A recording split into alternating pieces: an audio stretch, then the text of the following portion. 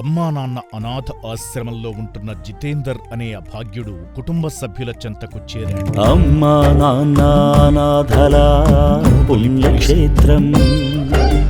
కొన్ని రోజుల క్రితం మతిస్థిమితం లేని ఈ అభాగ్యుడిని అరవపల్లి పోలీసులు ఆశ్రమంలో చేర్చగా అప్పటినుంచి ఇక్కడే ఉంటున్నాడు.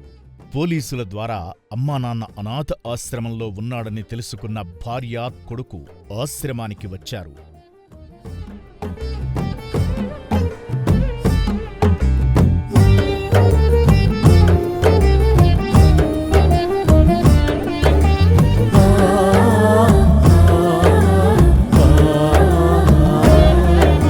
తన భర్తను ఇంటికి తీసుకువెళుతున్నట్లుగా భార్య రజనీ కొడుకుతో పత్రాలపై సంతకం పెట్టించుకున్నారు సిబ్బంది.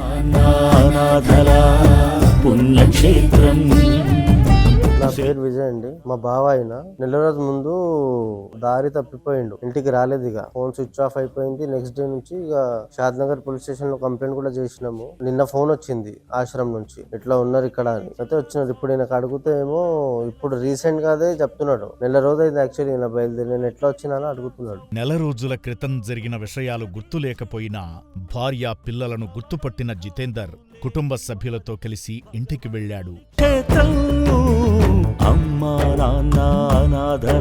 జితేందర్ లాంటి ఎందరో అనాథ మతిహీనులు అమ్మా నాన్న అనాథ ఆశ్రమంలో ఉన్నారు. వాళ్లు వీలైనంత త్వరగా ఇంటికి చేరుకోవాలని కోరుకుందాం.